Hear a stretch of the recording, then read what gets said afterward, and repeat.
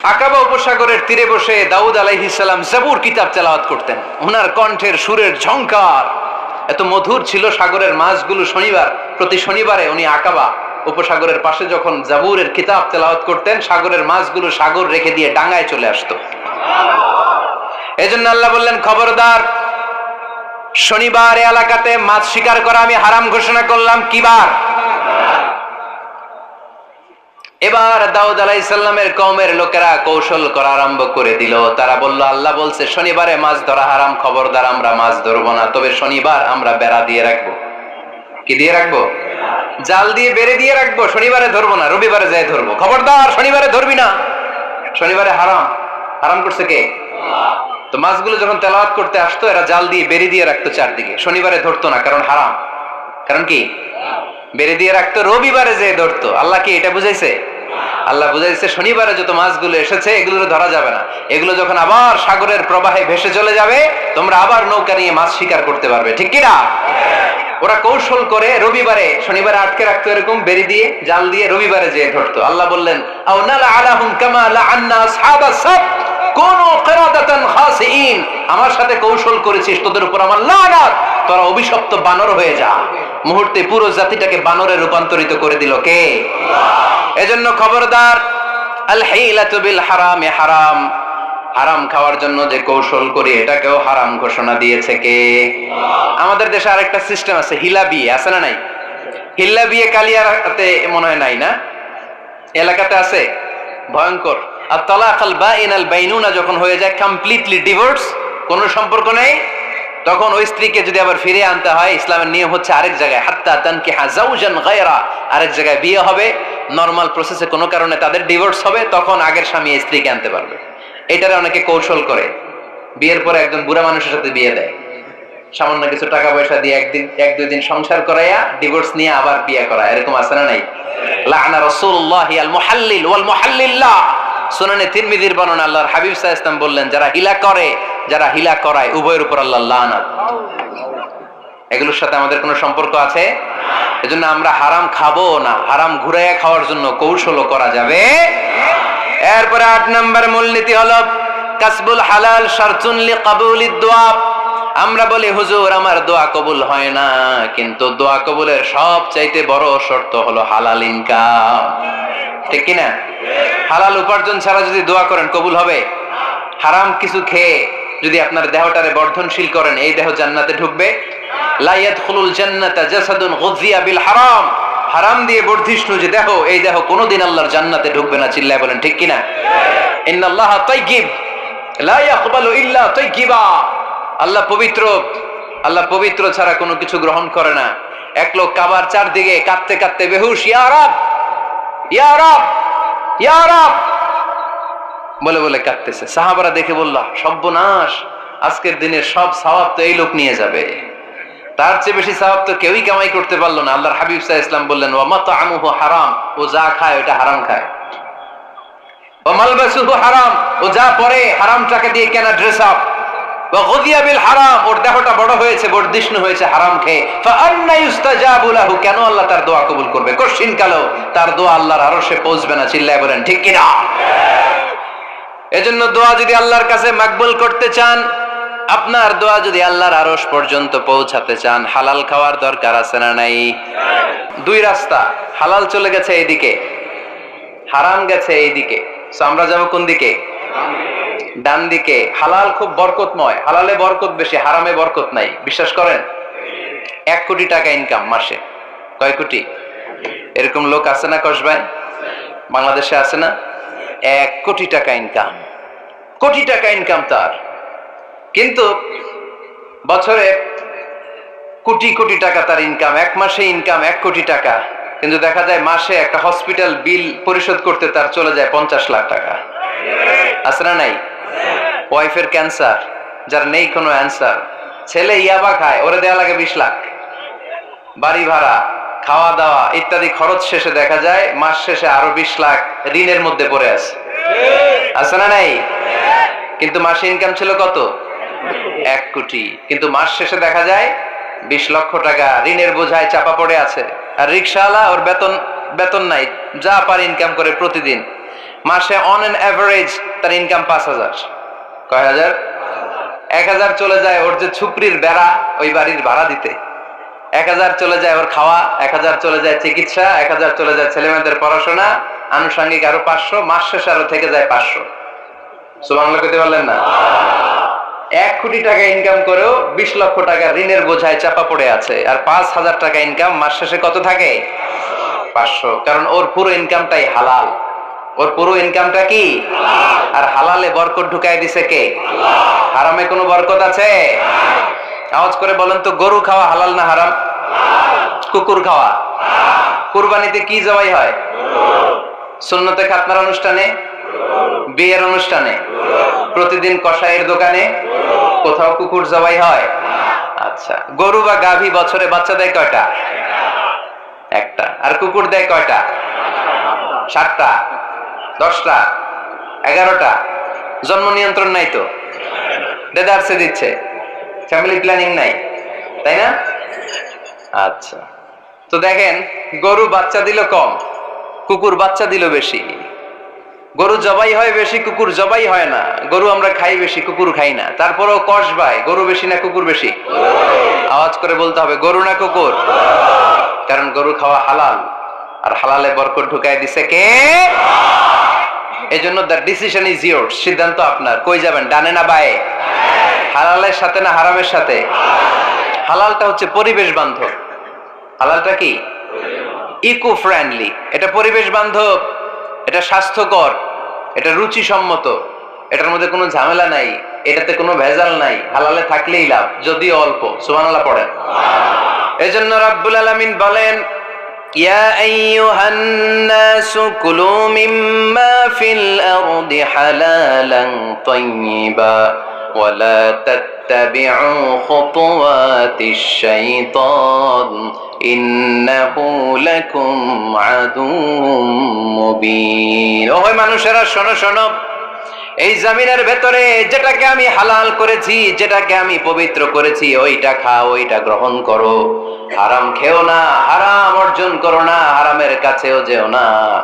শয়তানের পদাঙ্ক অনুসরণ করো না। জেনে রেখো, শয়তান হলো তোমাদের প্রকাশ্য দুশমন। ঠিক কি না? আদুউম মুবিন। শয়তান আমাদের প্রকাশ্য দুশমন। সে হারামকে আমাদের কাছে চাকচিক্যময় করে তুলে। সে বুঝাতে চায় হারামের মধ্যে আরাম। আসলে হারামে আরাম আছে, হালালের মধ্যে বরকত। এজন্য আমরা সবসময় হালাল অবলম্বন করব। রাজি আছেন তো? কিন্তু আমরা যদি আমাদেরকে প্রশ্ন করি, আমাদের ব্যবসায়, আমাদের চাকরিতে, আমাদের লাইফ লিডিং সিস্টেমে আমরা কি শুধু হালাল খাই? কি খাই? হালালও খাই, সুযোগ পাইলে একটু যদি পাই অমনি ধরে ঘাপুস ঘুপুস। সুযোগ পাইলে কি ঘাপুস ঘুপুস? ঘাপুস ঘুপুস করা যাবে না। অনেকে আবার আছে দেখবেন, খাওয়ার ক্ষেত্রে হালাল খোঁজে। খাওয়ার ক্ষেত্রে আমি অনেক লোক দেখেছি। থাইল্যান্ডে আমি গেলাম, দেখি যে তার ব্যাপারে জানি যে সরকারি চাকরি করে, লক্ষ লক্ষ টাকা 2 হাতে কামায়। এমনি গাছেরটাও খায়, তলারটাও কুড়ায়। আছে না নাই? তো ইচ্ছে মতো ডানে বায়ে ইনকাম করে, হালাল হারাম দুইটাই খায়। কিন্তু থাইল্যান্ডে যে হালাল খাবার খুঁজতেছে। কি খুঁজতেছে? ওখানে যে জিজ্ঞেস করে যে এই দোকানে কি পর্ক আছে? পর্ক থাকলে খাবো না। পর্ক মানে হচ্ছে শুকরের চর্বি। শুকরের গোশত বা চর্বি মেশানো কোনো খাবার উনি খাবে না, কারণ এটা হারাম। আর ঘুরতে খায়, এটা খুব হালাল। এরকম ডাকাইত আছে না নাই? তাহলে আমাদের মুসলমানদের সবচেয়ে বড় সমস্যা হচ্ছে আমরা খাওয়ার ক্ষেত্রে হালাল খুঁজি, কিন্তু ইনকামের ক্ষেত্রে ওই জিনিসটা খুঁজি না। এরকম আছে না নাই? না। Your food should be halal, your drinks should be halal, your income should be halal, your dress up, your fashion should be halal, and your entertainment should be halal. আপনার পোশাক হতে হবে হালাল, আপনার খাদ্য হতে হবে হালাল, আপনার উপার্জন হতে হবে হালাল, আপনি যে বিনোদন করছেন এই বিনোদনটাও হতে হবে হালাল। চিল্লায় বলেন ঠিক কি না?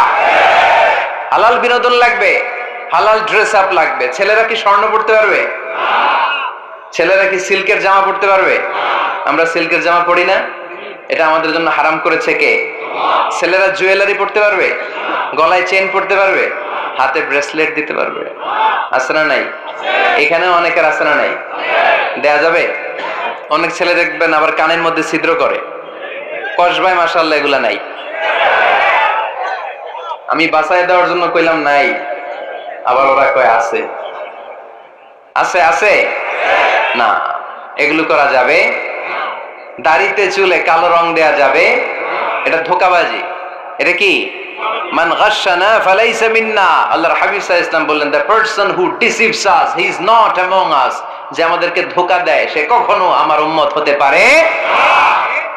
মদিনার খেজুরের বাজার ভিজিট করতে গেলেন আল্লাহর হাবিব সাল্লাল্লাহু আলাইহি ওয়াসাল্লাম, অডিট করতে গেলেন। যে খেজুরের স্তূপের ভেতরে আল্লাহর হাবিব সাল্লাল্লাহু আলাইহি ওয়াসাল্লাম হাত ঢুকায় দিলেন, ঢুকায় দিয়ে দেখলেন ভিতরে পানি, উপরে শুকনা খেজুর, ভিতরে ভিজা খেজুর। আল্লাহর হাবিব সাল্লাল্লাহু আলাইহি ওয়াসাল্লাম বললেন, ঘটনা কি? ভিজা কেন? ব্যবসায়ী বলতেছে, বৃষ্টি হয়েছিল। কি হয়েছিল? তো বৃষ্টি হইলে তো তার নমুনা সব জায়গায় থাকবে। তখন আল্লাহর হাবিব সাল্লাল্লাহু আলাইহি ওয়াসাল্লাম দাঁড়িয়ে বলেছিলেন, খবরদার, মান গাশশানা ফালাইসা মিন্না। যে আমাদেরকে ধোঁকা দেয় সে আমাদের দলভুক্ত হতে পারে না। এজন্য আমরা যেন কাউরে ধোঁকা না দেই, আমরা যেন হারামের সাথে সম্পর্ক জুড়ে না দেই। আমাদের সম্পর্ক হবে হালালের সাথে। চিল্লায় বলতে হবে, কিসের সাথে? আজকের মাহফিলটা তখনই সার্থক হবে যখন এই কথাগুলো শুনে আমরা এই সিদ্ধান্তে উপনীত হতে পারবো যে আমার ফুড, আমার ড্রিঙ্কস, আমার ইনকাম, আমার ড্রেস আপ, আমার এন্টারটেইনমেন্ট, আমার সবকিছু হালাল দিয়ে আমি সাজাবো। আমার জীবনটাকে আমি হালাল দিয়ে সাজাবো। রাজি আছি না নাই? সব হালাল হইতে হবে। নারীদের ফ্যাশন, অনেক নারীরা ফ্যাশন সচেতন। খবরদার, নারীরা টাইট ফিটিং পোশাক পরতে পারবে না। পারবে? পাতলা পোশাক পরতে পারবে না। তারা নিজেদেরকে আবৃত করে রাখতে হবে। টাইট ফিটিং পোশাক পরতে পারবে না, অন্য ধর্মের পোশাক পরতে পারবে না, পরচুলা লাগাতে পারবে না। এই ফোর কর্নার্স, এই বর্ডার গুলো মেনে নারী যে কোনো ধরনের ফ্যাশন নিতে পারে। এই ফ্যাশন গুলোকে বৈধ করেছে কে? এজন্য রাব্বুল আলামিন বলেন, ইয়া আইয়ুহান নাসু কুলু মিম্মা ফিল আরদি হালালান তাইয়্যিবা ওয়ালা তাত্তাবিউ খুতুওয়াতিশ শাইতান ইন্নাহু লাকুম আদুউম মুবিন। সুবহানাল্লাহ পড়েন। ওহে মানুষেরা, এই জমিনে যেটা পবিত্র আর হালাল বলে আমি ঘোষণা দিয়েছি সেটা খাও, কারণ সেটাতেই বরকত। আর শয়তানের পদাঙ্ক অনুসরণ করো না, কারণ শয়তান তোমাদের প্রকাশ্য শত্রু। কথাটা বলেছেন কে? তাহলে আমরা হালালের পক্ষে না বিপক্ষে? এই আপনাদের গলার আওয়াজ। হালালের পক্ষে না বিপক্ষে? হারামের পক্ষে না বিপক্ষে? আমরা আমাদের জীবনটা হালাল দিয়ে সাজাতে চাই কি চাই না? কারণ হালালে বরকত ঢুকাই দিছে কে?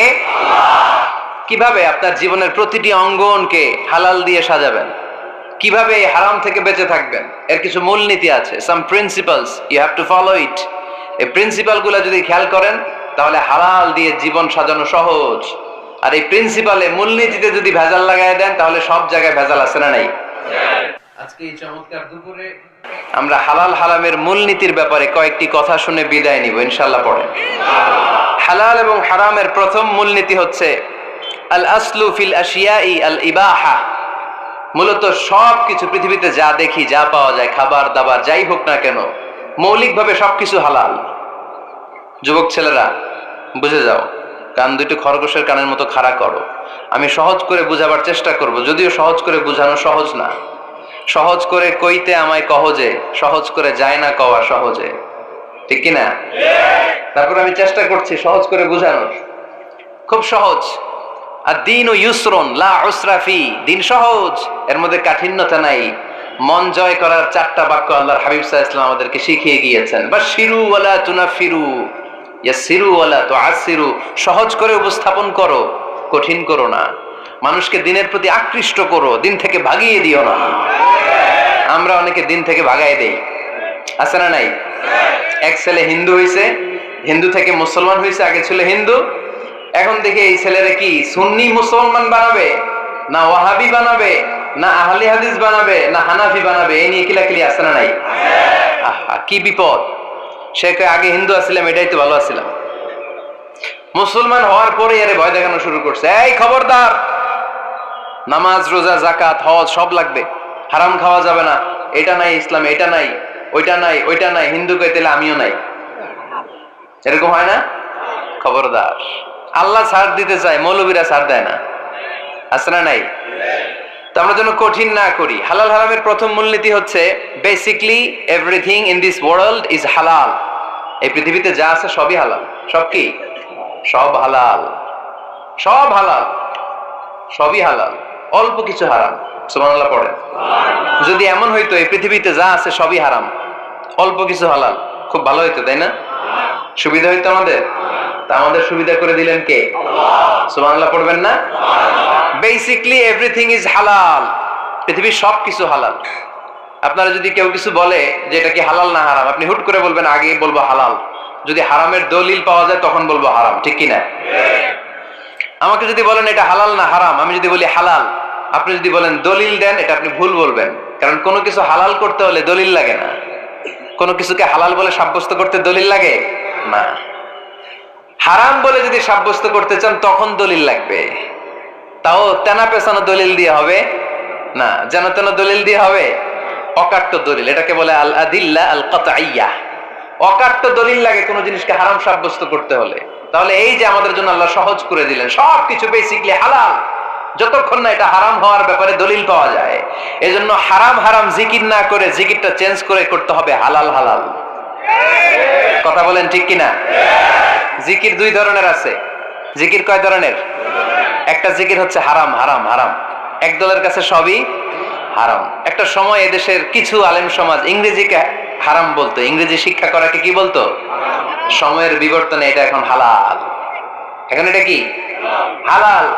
একটা সময়ে আলেম সমাজের কিছু অংশ রাজনীতি করাকে হারাম বলতো। কথা কি বুঝতেছেন? এখন এটা কি হালাল হয়ে গেছে। ইসলামী ব্যাংকিং কে হারাম বলতো একটা সময়, যে না কোনো ফিনান্সিয়াল ট্রানজাকশন এই সিস্টেমে ব্যাংকিং এটা ইসলামে জায়েজ না, এটা হারাম হারাম। কারণ ওদের জিকির কি? কথা কয় না? হারাম হারাম হচ্ছে এদের জিকির। একটা সময় ইসলামিক ব্যাংকিং হারাম ছিল, এখন এটা কি হয়ে গেছে? তার মানে এখনো অনেক কিছু এদের কাছে হারাম। সময়ের বিবর্তনে, কালের আবর্তনে এদের মুখ দিয়ে এগুলো একদিন হালাল হয়ে বের হবে। চিল্লায় বলেন ঠিক কি না? এজন্য এই পৃথিবীর সবকিছু মূলত হালাল যতক্ষণ না হারাম হওয়ার ব্যাপারে দলিল না পাওয়া যায়। হারাম করতে হলে দলিল লাগে, হালাল বানানোর জন্য দলিল লাগে না। আবার যেন তেন কোনো দলিল দিয়ে, ঠুনকো কোনো দলিল দিয়ে কোনো জিনিসকে হারাম করা যায় না। হারাম করতে হলে অকাট্য দলিলের প্রয়োজন হয়। কথা বুঝতে পেরেছেন? প্রথম মূলনীতি ক্লিয়ার সবার কাছে? আল্লাহর হাবিব সাল্লাল্লাহু আলাইহি ওয়াসাল্লাম বলতেন হালাকাল মুতানাত্তিউন, যারা মুতানাত্তিউন তাদের ধ্বংস, তাদের উপর আল্লাহ লানাত। সাহাবারা বললেন ইয়া রাসূলুল্লাহ, ইয়া হাবিবাল্লাহ, মান হুমুল মুতানাত্তিউন? মুতানাত্তিউন কারা যাদের উপর আপনি লানত দিলেন, যাদের ধ্বংসের কথা বললেন? বিশ্বনবী বললেন আল্লাহর দেয়া হালাল বিষয়কে যারা সমাজের মধ্যে হারাম বলে প্রচার করে তারাই হলো সমাজের মুতানাত্তিউন। নাউজুবিল্লাহ পড়েন। কুল মান হারামা যিনাতাল্লাহিল্লাতী আখরাজা লিইবাদিহি ওয়াত-তাইয়্যিবাতি মিনার রিজক। এজন্য আল্লাহ ডেকে বললেন খবরদার, কে আছে সমাজের মধ্যে আমার দেয়া হালাল সাজসজ্জাগুলোকে, পবিত্র জিনিসগুলোকে হারাম বলে ফতোয়া তুলে, তাদের উপর আমার লানত। খবরদার, আল্লাহ যেটাকে হালাল বলছে এটাকে হারাম বলার স্পর্ধা দেখাবেন না। এটাকে হারাম বলা যাবে? তাহলে প্রথম মূলনীতি কি সবাই বুঝতে পারছেন? বুঝতে পেরেছেন? এই দুনিয়াতে বেসিক্যালি সবকিছু কি? আওয়াজ করে বলেন। আর হালাল প্রমাণ করতে দলিল লাগে। কি প্রমাণ করতে দলিল লাগে? হারাম। এজন্য আমাদের জিকিরটা একটু চেঞ্জ করে দিব। আমরা হারাম হারাম না বলে কি বলবো? হালাল হালাল। যখনই দলিল পাবো তখন জিকির শুরু করব হারাম।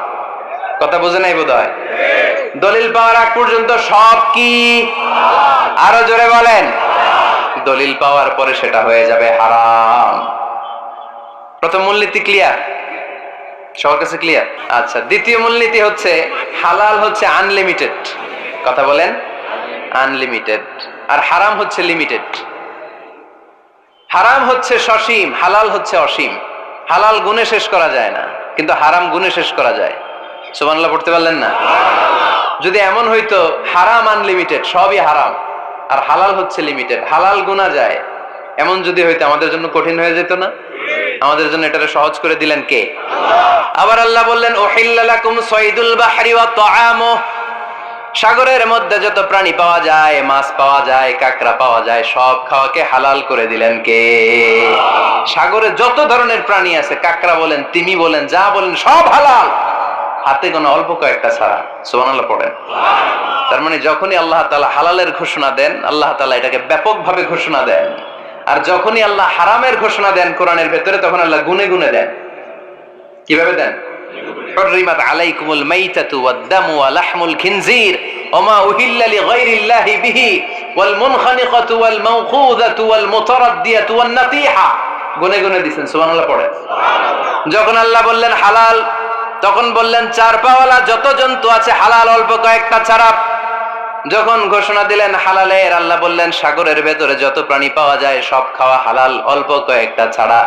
কিন্তু হারামের ঘোষণা যখন আল্লাহ কোরআনে দিলেন, তখন ব্যাপকভাবে দেয় নাই, গুনে গুনে দিয়েছেন। রক্ত খাওয়া হারাম, মরা প্রাণী খাওয়া হারাম, শূকর খাওয়া হারাম, আল্লাহর নাম ছাড়া অন্য কোনো নামে বলি দেওয়া হয়েছে এরকম প্রাণী খাওয়া হারাম, সিংহের গুতা খেয়ে কোনো প্রাণী মারা গেছে ওইটা হারাম। এরকম গুনে গুনে অল্প কয়েকটা হারাম, বাকি সব কিছুকে আমাদের জন্য হালাল করে দিয়েছে কে? আবার যদি আল্লাহর জিজ্ঞেস করি আল্লাহ কাদেরকে বিয়ে করতে পারবো, আল্লাহ বলবে সবাইরে বিয়ে করবি। বাংলাদেশের নারীরা বিয়ে করা হালাল, পাকিস্তানের মেয়েদেরকে বিয়ে করা হালাল, সৌদি আরবের নারীদেরকে বিয়ে করা হালাল, এই বাংলাদেশের সিলেটের মেয়েদেরকে বিয়ে করা হালাল, ঢাকার মেয়েদেরকে বিয়ে করা হালাল, চট্টগ্রামের মেয়েদেরকে বিয়ে করা হালাল। হালালের কোনো শেষ নাই, সুবহানাল্লাহ পড়েন। কিন্তু যখন জিজ্ঞেস করলাম তাহলে কাকে কাকে বিয়ে করা হারাম, তখনই আল্লাহ গুনে গুনে 14 জনের নাম বলে দিলেন, পড়েন সুবহানাল্লাহ। হুররিমাত আলাইকুম উম্মাহাতুকুম ওয়া বানাতুকুম ওয়া আখাওয়াতুকুম ওয়া আম্মাতুকুম ওয়া খালাতুকুম ওয়া বানাতুল আখি ওয়া বানাতুল উখত। চিল্লায়ে পড়েন আল্লাহু আকবার। যখন হালাল, তখন ব্যাপকভাবে বললেন সব মেয়েদেরকে বিয়ে করতে পারো। মুসলিম যত নারী হয়, বাংলাদেশের হোক, পাকিস্তানের হোক, ইন্ডিয়ার হোক, গোটা বিশ্বের যে কোনো জায়গার মুসলিম নারী হলেই সেটা হালাল। কিন্তু হারাম কোনটা যখন জিজ্ঞেস করলাম, গুনে গুনে বললেন মাকে বিয়ে করা হারাম, নিজের কন্যাকে বিয়ে করা হারাম, বোনকে বিয়ে করা হারাম, ফুফিকে বিয়ে করা হারাম, খালাকে বিয়ে করা হারাম, ভাতিজিকে বিয়ে করা হারাম, নিজের ভাগ্নিকে বিয়ে করা হারাম। সুবহানাল্লাহ পড়বেন না? তাহলে সহজ না কঠিন? চিল্লায় বলেন। কি সহজ ইসলাম, কত সহজ। দাঁড়িয়ে নামাজ পড়া ফরজ, দাঁড়াতে পারতেছেন না, বসে পড়লেও কবুল করবে কে? অজু করে নামাজ পড়া কি? পানি নাই, তায়াম্মুম করে নামাজ পড়লে কবুল করবে কে? বিয়েতে মহরানা দেওয়া কি? মহরানা নাই। এক সাহাবী বললেন ইয়া রাসূলুল্লাহ বিয়ে করব, মহরানা আছে? না। কি আছে? কিচ্ছু নাই। তো কিচ্ছু না থাকলে বিয়ে করবো কেমনে? মহরানা দেওয়া লাগবে না? কোরআন পারো? পারি। কয়টা সূরা? এতটা সূরা। এক নারীকে জিজ্ঞেস করলেন কোরআন পারো? বলে না, পারি না। আল্লাহর হাবিব সাল্লাল্লাহু আলাইহি ওয়াসাল্লাম দুইজনকে বিয়ে পড়ায় দিলেন।